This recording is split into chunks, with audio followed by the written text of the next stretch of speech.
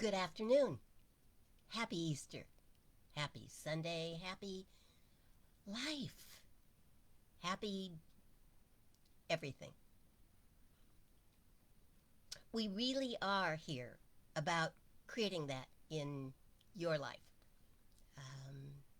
Happiness, joy, fulfillment, peace, and all of those things that our hearts and minds search for. So we're here, and we welcome everyone to join us. Good morning, Heidi. Good morning. Good afternoon. Wouldn't you think that I would know by now? We've been doing this long enough to say good afternoon. Well, I started out that way. But when I start repeating it, my mind is still apparently on morning. So, good afternoon. Happy Sunday. Happy Easter Sunday. It is a beautiful day, isn't it? I think God likes Easter. I think nature likes Easter. It goes back a whole lot farther than Christianity, doesn't it? And I suspect, because it's always right after spring has sprung. I think it's just a celebration of new life and new growth and the sun shining and life being beautiful and being able to walk in the sunshine after, oh, well, after the rains, after the darkness. The light dawns. And here we are. Happy Easter, Tina. Happy day. Heidi's been in the garden. Oh, what a perfect thing to do on Easter. What a really perfect thing to do on Easter, to be in the garden and planting things and cleaning things up, and spring cleaning in the garden is always very satisfying. Ah, happy day, happy day.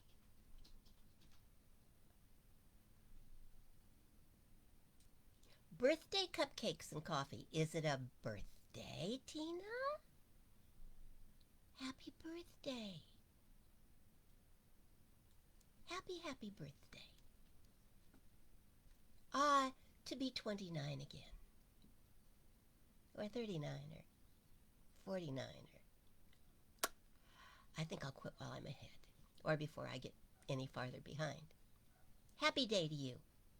Happy birthday cupcakes. Happy day.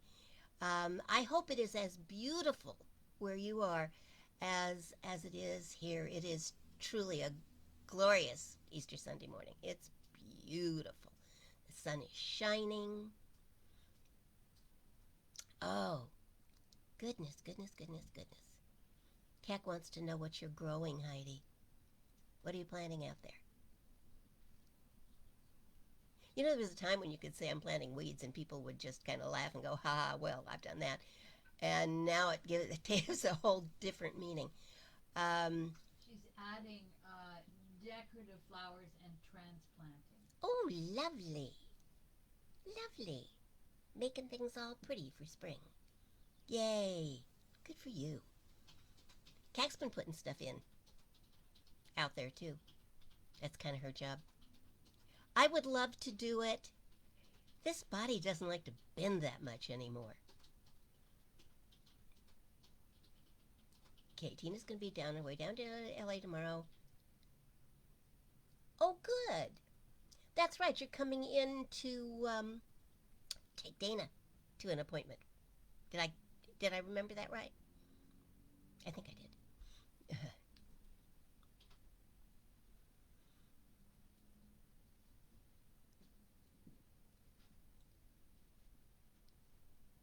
Yeah, well. She does usually plant tomatoes. And we end up having tomatoes. They're still not completely gone from last year's planting. It's kind of amazing. Tomatoes are tenacious. They get in there and... Which reminds me, how's Lazarus doing? Oh, he's fine. He's still blooming up front. I haven't seen him in a while. You've got him in a place I don't see him as much. I guess I don't look. Well, I think he killed the blueberry plant. So I think Lazarus wouldn't do that. Lazarus is a murderer. No, not our Lazarus. If you don't know the story, Heidi put her tomatoes in last weekend. Ooh. Good Easter, Brenda, and welcome. We're glad you're here. So our story of Lazarus. Lazarus is a tomato plant, aptly named. He has been with us through a major move from Cambria and Fire. the fire. He's made it through all kinds of things.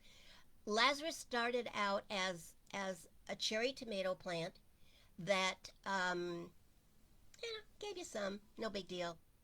And there was a point at which we thought he had just died out, so we let him go, and the next year he came back. That's when we named him Lazarus, risen from the dead. And then we thought he had died out again, and we bought the pots with some soil in them down to Ventura when we moved, and planted something else in there. Planted something else The in there, fuchsia. and Lazarus came up. So we said, well, okay, let Lazarus have the pot. And then it looked like Lazarus had gone again. I mean, really gone. It just looked like, give up. And besides, at this point now, Lazarus is what, something like 9 years old? Well, he's 12 now. He's 12 now, so okay, he's even older than that. Oh, he's been around a long time. So we planted blueberries in Lazarus's pot because we figured the soil was good and things grew in it. And Lazarus killed off the blueberry plant and came back up again. We don't argue with Lazarus. He's No, that's born his pot again. now. It's his pot. We're not even going to try to put anything else in it. Put a label in it. Lazarus lives here, and then it's his pot. The end.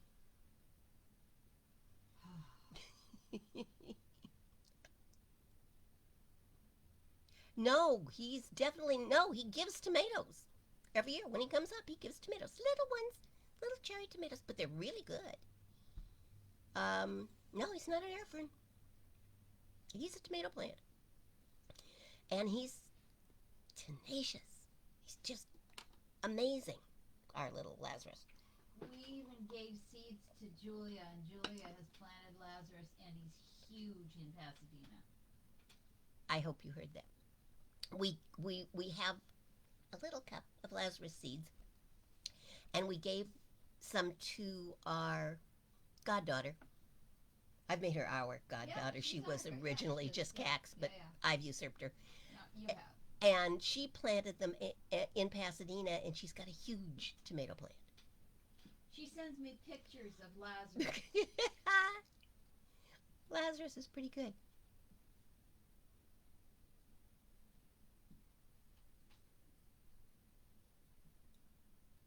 Yeah, well, that's kind of how we feel about it, Tina. Is it wiped out a blueberry bush. Lazarus will live. Period. So even if he looks like just a stick at the end of the season, and he doesn't give off a lot of tomatoes, although he might if we actually remembered he was there and did something, we keep thinking he's dead. He's kind of amazing.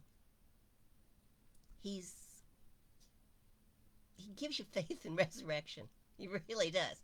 Which is kind of appropriate to talk about on Easter, isn't it? Yes. Tomatoes are savages. And yet we plant them, don't we? And we harvest them, and we're real proud of them when they come up. So there you go.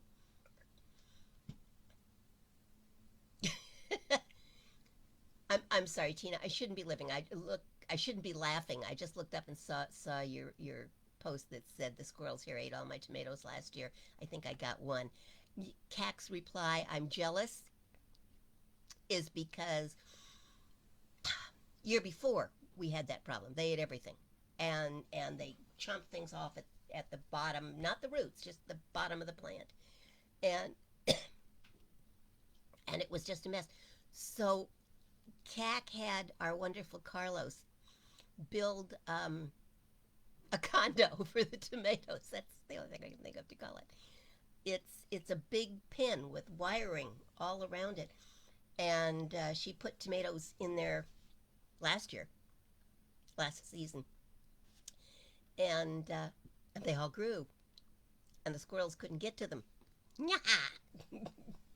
Revenge. They could look but not touch. It was a good thing, and it worked. So I'm not going to say what we ended up paying for it, but those are real expensive tomatoes. However, they seem to be happy, and we are too. And the squirrels can't reach them. Ooh, mint, lavender, and strawberries. That's very cool. That's a tasty, smelly, pretty garden. Yay! And you can do stuff with all of those. So how cool is that? Good going. Good going. So Heidi's out there making hers pretty, and Tina's got a good one. And there's Brenda. What a sweet picture. That looks like you. I like that. So, guys, how's your week? How's it been going? If you're out in the garden, it can't be too bad. Or it's been so bad it's chased you out to the garden. No, I'm affirming a wonderful week for everybody. I am. I've got a tickle in my throat, so forgive me if I keep picking up my little lemon juice here. And yes, it is just lemon juice. It's lemons from our lemon tree. We have, I don't know, 2 lime trees and 2 lemon trees. And 2 peach trees, one of which is beautiful right now. It's got blossoms all over it. And the other one's always a month or so behind it, so it's kind of just looking like maybe it's going to do something now. 2 avocado trees, 2 orange trees,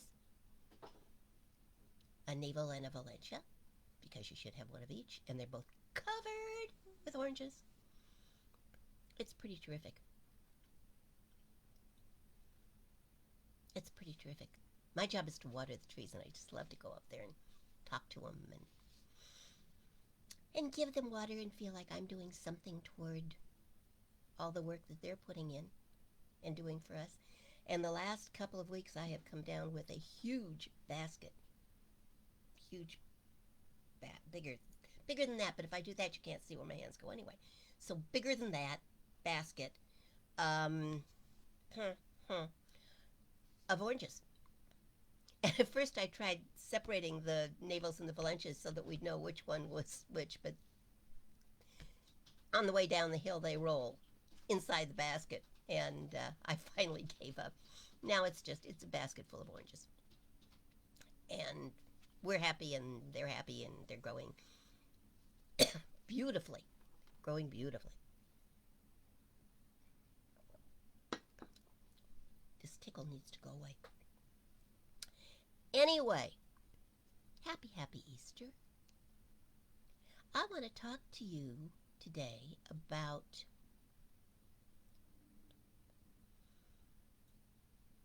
Easter. Because that seems appropriate somehow, doesn't it? Let's see.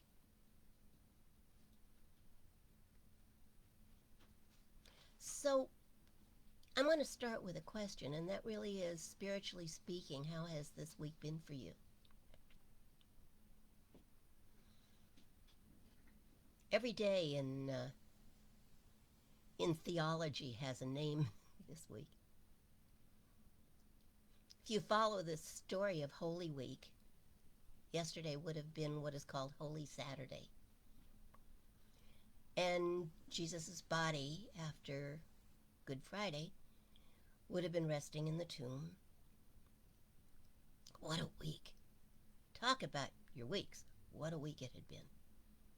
Less than a week before, on the previous Sunday, Jesus had entered Jerusalem triumphant, hailed as a savior. Hosanna, the people yelled. Hosanna, pray for us, save us. But he wasn't there to save them. At least not as they expected. At Passover dinner on Friday night, he washed the feet of his disciples and told them that before dawn one of them would betray him and one would deny him. And they all said, no, not us, no, not going to happen. He told them as well at that dinner that he brought one more commandment. Love one another. I think of all the lessons that he taught, that was the greatest. Then he went to the garden and prayed. Prayed that the plan would not become the reality. He had entered Jerusalem on a donkey, just as the prophecies said the Messiah would. He did exactly what he knew he needed to do every step of the way. And then he was betrayed. Or was he? Or was that part of the plan? Was Judas really a betrayer? Or was he doing exactly what the plan required of him? It was a pretty audacious, a pretty amazing plan. Fulfill the prophecies. Be the Messiah that people are expecting. And having read what we now call the Old Testament, Jesus knew what was required of him. It's all in there.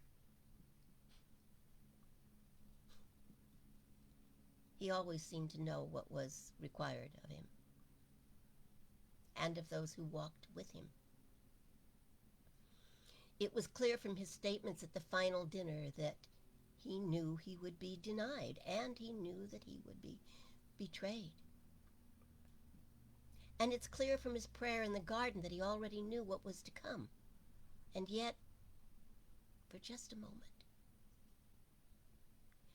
he prayed that what he knew was about to happen might not have to. Oh, Father, he said, if it is possible, let this cup pass from me. And yet, he said, not my will, but thine be done.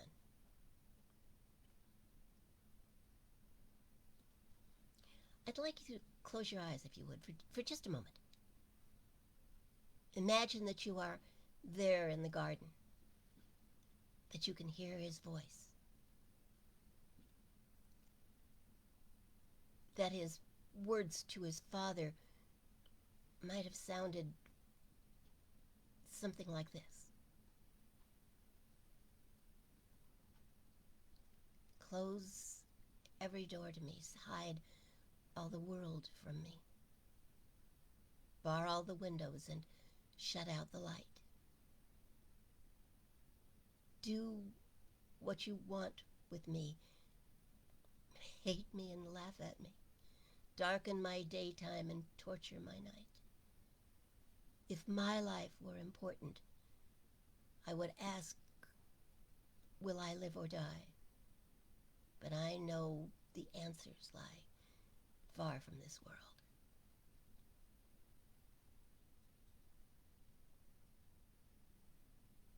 The words of that song, of course, aren't those of Jesus. They are the words of Joseph in prison from the amazing Technicolor Dreamcoat. But you know, their stories are eerily similar, Joseph and Jesus. Joseph, the dreamer, his father's favorite. the child of promise, the child who possessed the bright shining coat of many colors. But in the moment that he speaks, or rather sings, these words, his life is not promising. In the moment, the child of light is in prison, standing in the darkness, belittled and betrayed by those closest to him, but still believing, still praying. And because of his belief, because of his faith, with the dawn the prayer is answered, and the dreamer rises out of the darkness. It's a great story, the story of Joseph. And then 2,000 or so years later, there is another dreamer, isn't there? Another child of promise. And another betrayal. Another imprisonment. Another descent into darkness. Another cloak, so beautiful that as he hung on the cross, the soldiers threw lots for it. And there was another prayer. And because of his faith, we are told, after the darkness, there is another dawn. And once again, on the Sunday after Passover, the light overcomes the darkness, and the dreamer rises.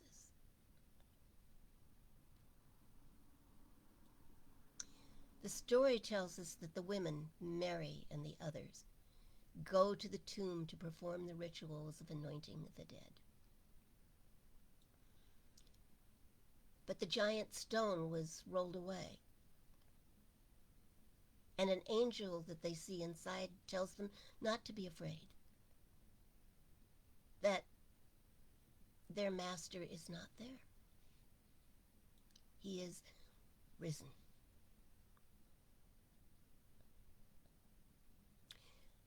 Later we are told Mary, crying, confused, frightened, is walking in the garden and meets Jesus. At first through her tears, and because of the light that surrounds him, she doesn't recognize him.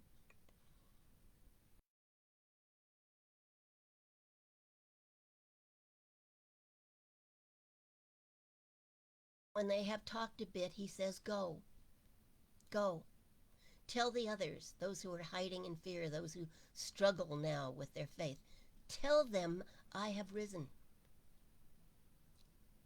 And he said, "Tell them that I go to my Father and your Father, our Father. Tell them that I go to my God and your God. Go," he says. "Tell them." Who did he think he was? This risen one. His followers even asked him that, and his response was to ask them who they thought he was. But who did he think he was? He told them more than once. Clearly they were not good at listening, or perhaps remembering.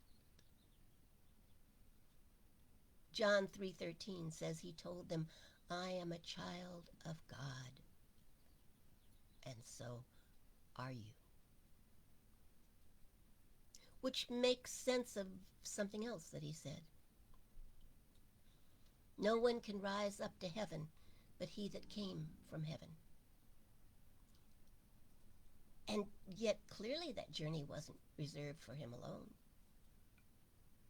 He said that even the thief who was with him on Calvary would be in heaven because he believed that heaven was his birthright. It was his inheritance and his reality. And ours. And ours. No one can rise up to heaven but he that came from heaven. Wordsworth said it as well, even more poetically. Our birth is but a sleep and a forgetting. The soul that rises with us, our life's star, hath had elsewhere its setting, and cometh from afar. Not in entire forgetfulness, and not in utter nakedness, but trailing clouds of glory do we come from God, who is our home. Awake, arise, says Milton in Paradise Lost. Awake, arise, or be forever fallen.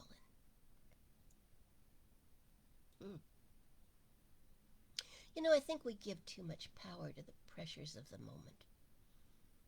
We invest entirely too much of our belief in what we see. And in doing so, we close our eyes to a greater truth. And while standing there with our eyes tightly closed, we affirm the darkness, when in fact our blindness is self-imposed.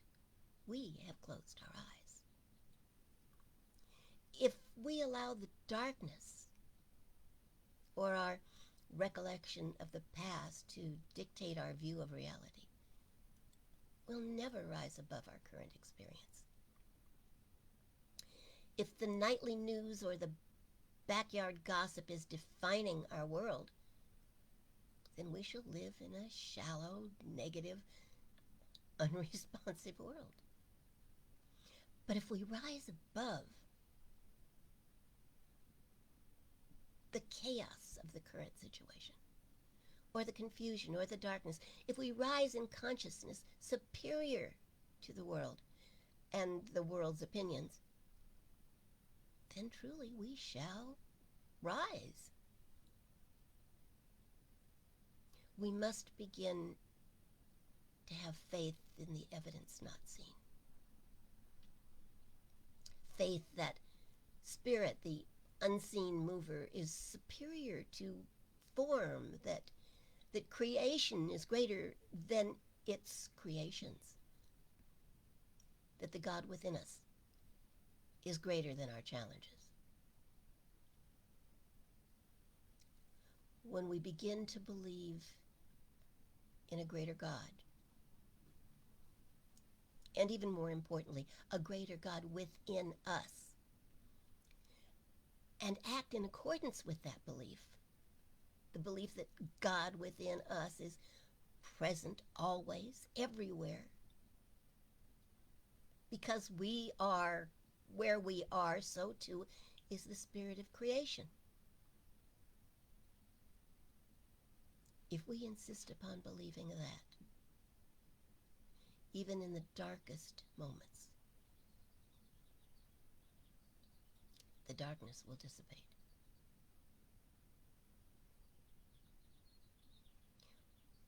We should not, must not, lose sight of the fact that the soul, your soul, is on the pathway of an endless and ever-expanding experience. And that only by that expansion can it evolve. The darkness is part of the journey. Accepting the lessons and the experiences of the past and the present, and then taking the best we can from everything, we move on. We press forward, ever and ever ascending. We are called by something within us to come out of the darkness into the light. We are called by our dreams. We are called by our circumstances. We are called by the condition of our world. We are called to rise above the circumstances, to rise to the level of our visions, to rise to the level of our dreams. Of course, we can hide in the shadows of our fears. or we can be bold. We can truly begin to think and act like children of a powerful creative force. And it takes courage. It takes courage. And it takes work. We have some old habits to break. But it can be done. It must be done. Because then, and only then, will we be a people risen. Only then will we be the people of the promise. Robert Browning once wrote, "Through such souls alone, God, stooping, shows sufficient of his light for us in the dark to rise by, and I rise. And I rise." To rise, we have to release the ties that bind us to the past, to old memories, old guilts. To rise, we must release our attachment to our fears and our fear of being more. We must know that in each moment we are made new. In each moment, God within us is prepared to recreate our world. We rise. And sometimes we fall. To rise again, greater for the experience, more wise for the lessons learned. We must see ourselves rising. Sometimes that seeing is best done when we close our eyes and listen. Again, the words of Joseph, the predecessor.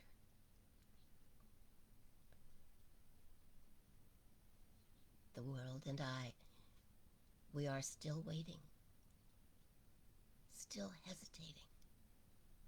Any dream will do.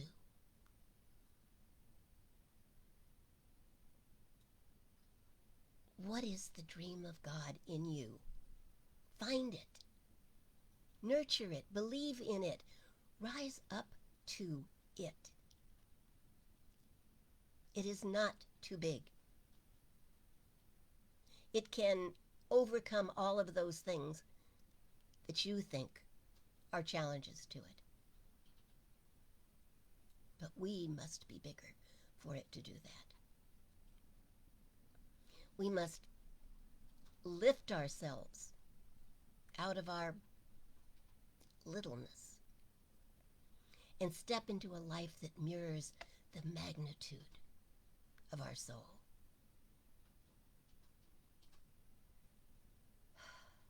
So that when the day comes, and it will,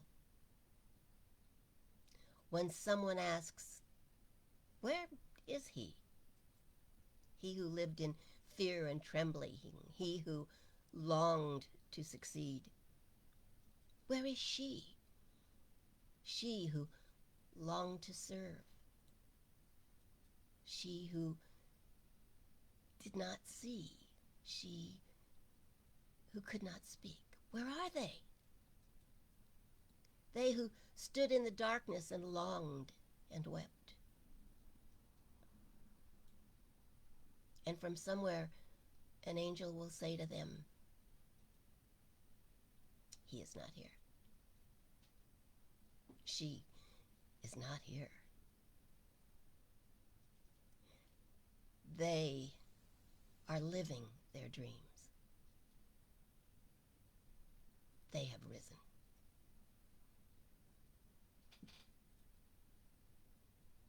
When the day comes, and it will.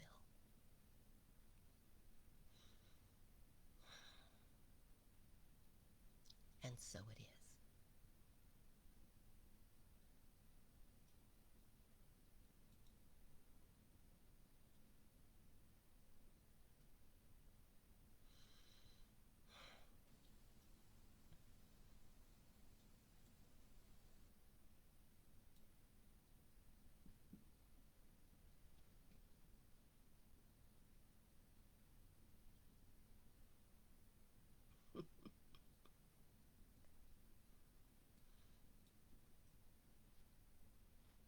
I love Easter.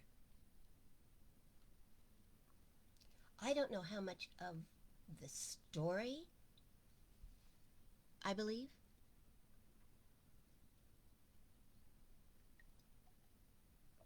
There are always questions in my mind.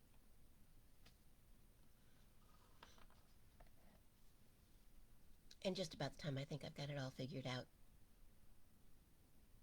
somebody throws a monkey wrench into my thinking. I love that. I love that. I was talking to someone the other day who shall remain nameless, and they said, what if there is no God? I'm really beginning to seriously question whether or not there is a God. And I said, well, I know you don't believe in the guy sitting on the throne up there behind the pearly gates. I know you don't. But what do you believe in? And she said, I don't know, really.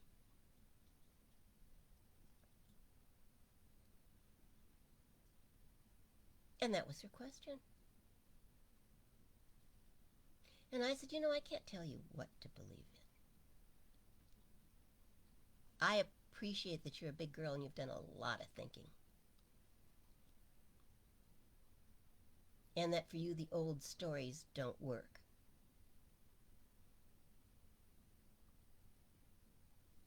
But what about a new story?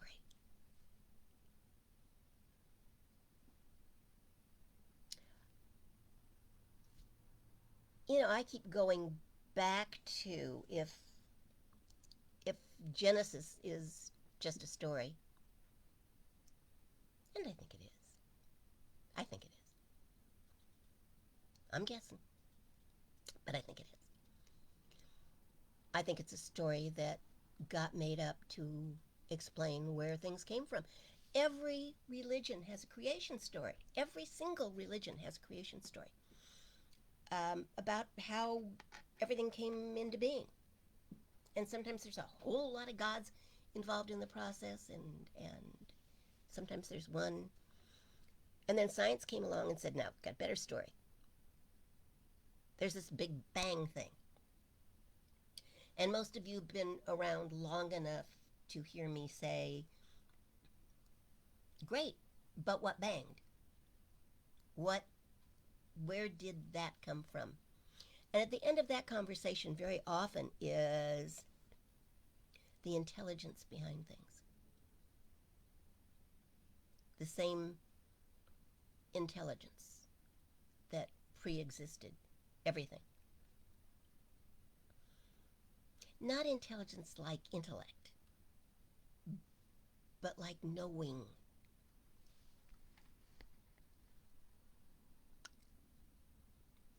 And yet the stories, while they may not be factual, help us get closer, don't they?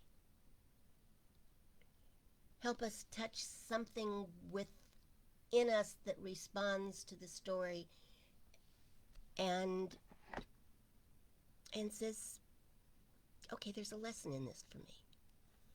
I don't have to take the story at face value and say that absolutely happened. A lot of people do that, but you don't have to. You can just take the lesson. What is the story telling you about your life? Yes, Tina. Absolutely. The stories need to be retold, freshened up every 2,000 years or so. Made more personal so that we don't read them just as stories, but we read them as lessons. A friend of mine once said, they talk about parables in the Bible, and parables are what? Lessons.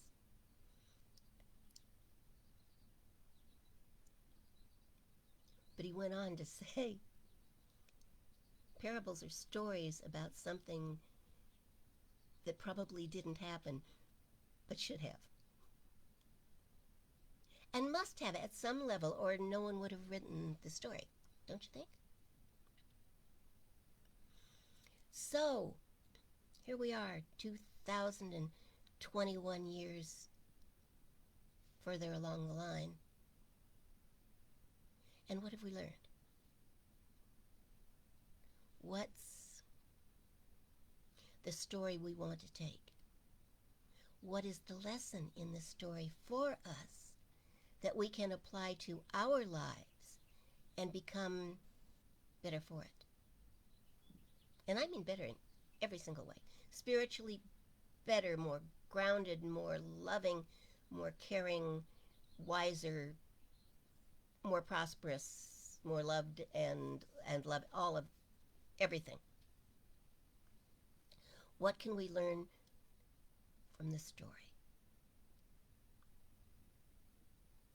I'm not going to answer that for you because I think the answer may be different for each of you. What lesson do you take home? Or do you take to heart? Maybe that's even better. What lesson do you take to heart from the Easter story? Because it's a big story.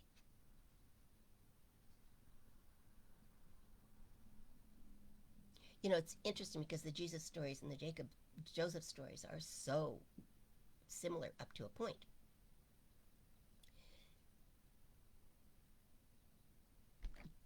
Jesus' plan was that he had to die. Joseph's plan was he was willing to die, but clearly didn't have to. He was saved and became the Pharaoh's right-hand man and forgave his brothers and lived happily ever after. And they all went to the seashore.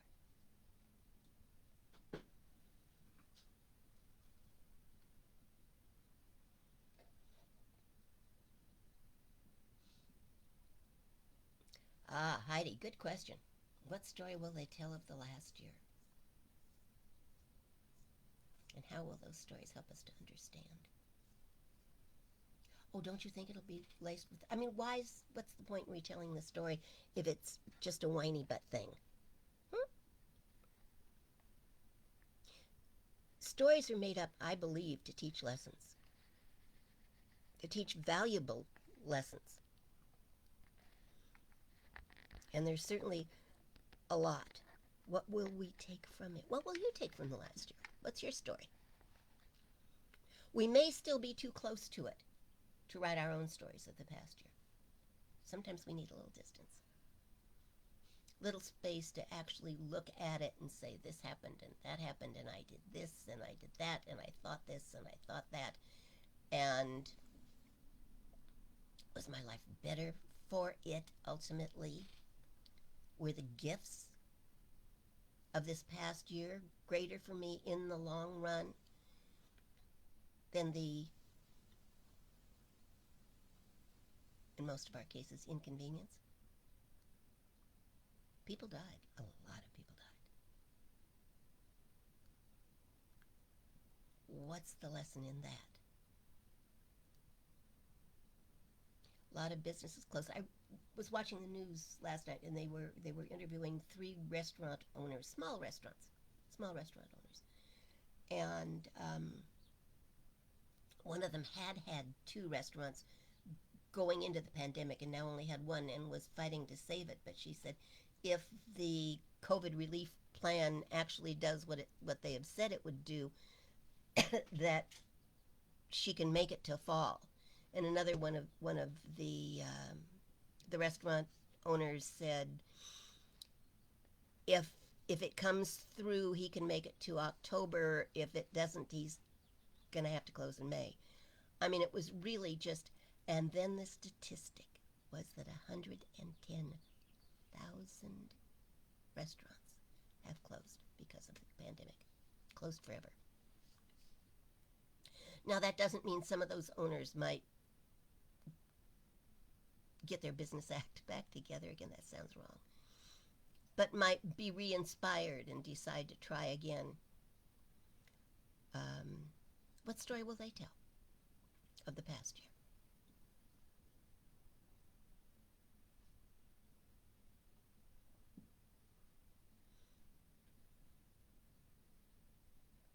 Oh, Dana, glad you're here. How's John?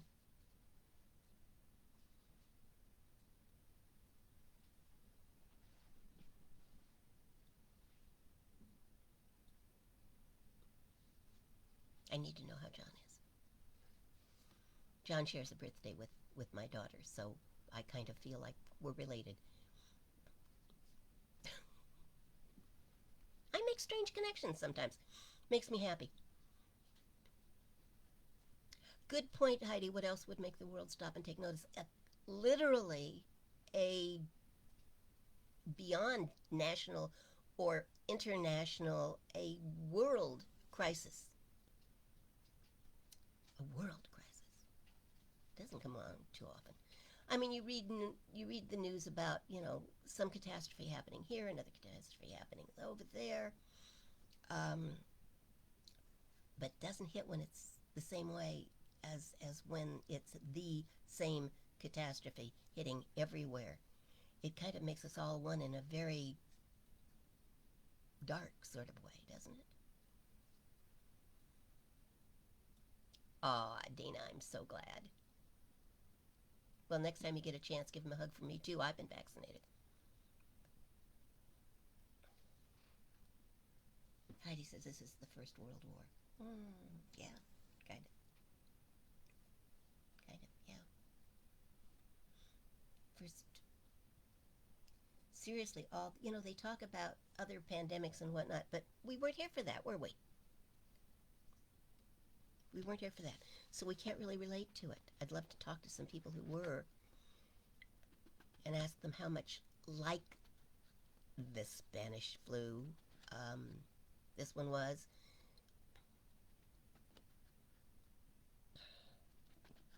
I think a social correction, Heidi, is a really good thing.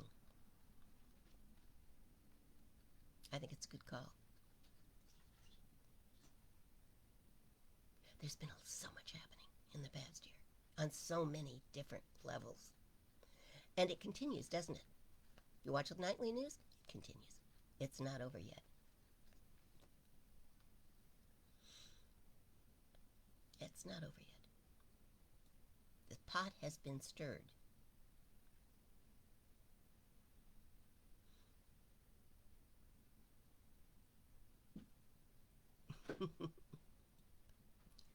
It's almost, Heidi, I think, as though we are personally experiencing the Civil War at the same time the First World War is in effect. Well, what's what's to become of us? And at the risk of either sounding like a doomsday crier or an airy fairy airhead, I think it's our choice. How will we choose to be with one another? I think that's how it has to start. And then I think we have to reach beyond that. I think we have to decide how we are going to be with one another. All of the one another's. Everyone. Not just the people we like or who look like us or believe like we do, but all of them. I think we've got to somehow stop doing us and them and realize there's only us. And I know there's not a lot of support for that in some circles.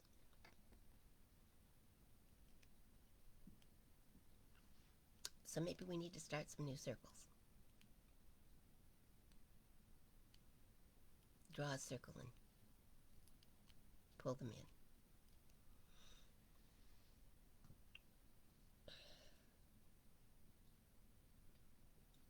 There's not a lot of support in a lot of places, and yet, here we are.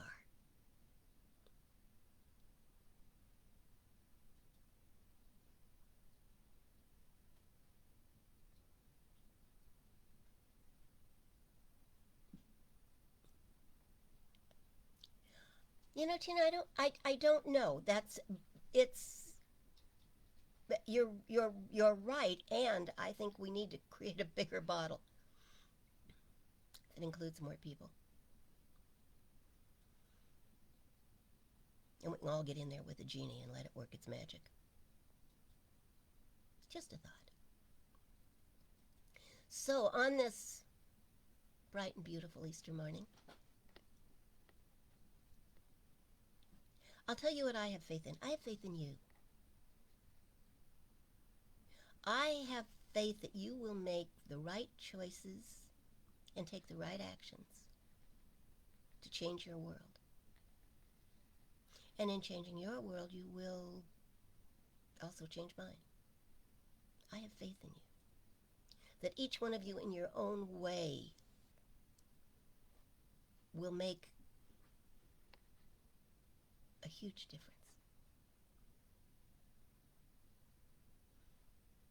There are those who are not with us this morning who normally are, but I include them in so many people that I don't even have names and faces for yet.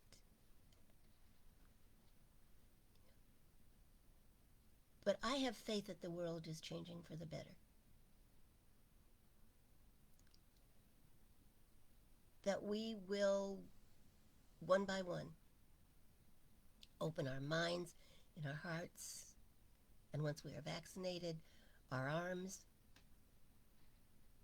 and learn how to embrace one another. I'm not sure we know how, but we can learn. We're not beyond that. If we want it enough, we will find a way.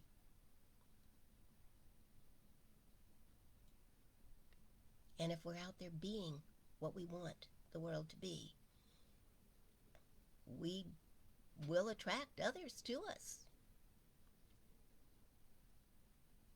Thank you, Heidi. Yes, like energy attracts like energy.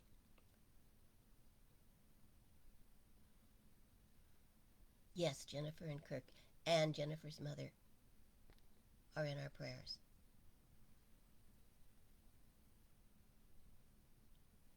As are most of you in mine, in one way or another. So let's take a couple of minutes here, shall we? And do an Easter prayer. Because why not? So I invite you to just relax. Take a gentle breath. Close your eyes if that's comfortable. If not, just soft focus. And go to that place within you that knows. And knows that it knows. That place within you where there is no darkness, where there is no shadow of fear, where there is only the pure presence of that creative force that began it all in the beginning and began you and then nestled itself down inside of you, ready to respond at any moment, in every moment, to that which you believe.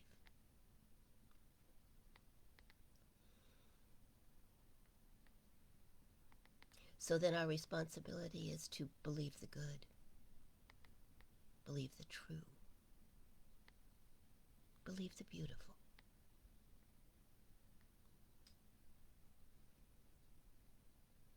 Our responsibility is to know what we wish to see in our world and to take whatever steps we are called to take to create that.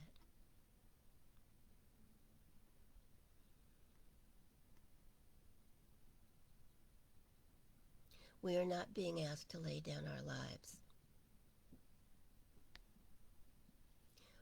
We are being asked to rise up.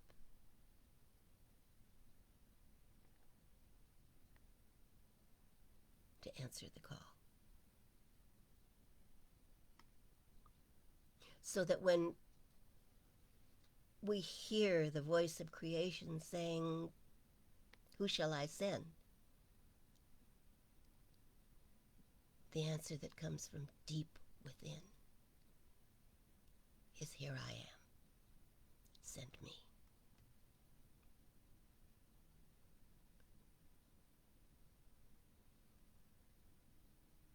It is said in the Old Testament that every time God wanted to get someone's attention, he said their name 3 times.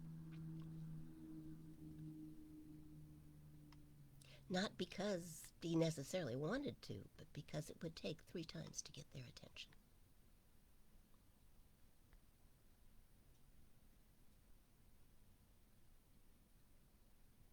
It's not nice to keep God waiting.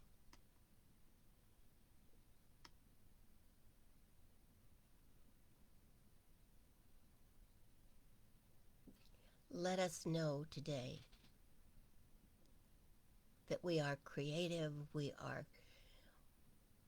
understanding, we are loving, and we are wiser than we have realized. And that within each one of us is an answer to the call, who shall I send? And that we rise up out of our fear, out of our misunderstanding. Rise up out of our own darkness to be carriers of the light. Today, we affirm our place in this beautiful world, knowing that as we do so, we may yet hear a voice that calls our name. And today, we commit to answering, to saying, here I am, send me.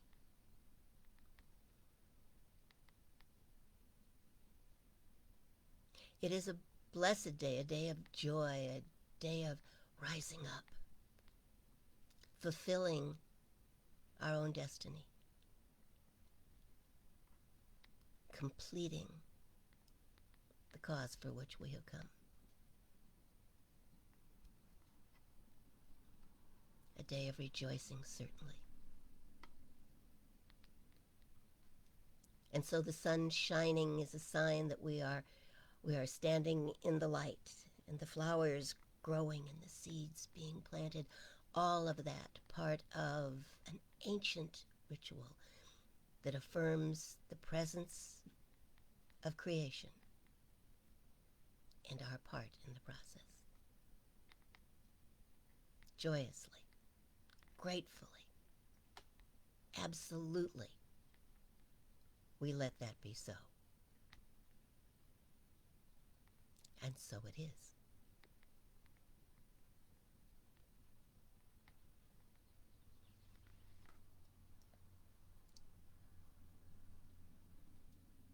May all of those who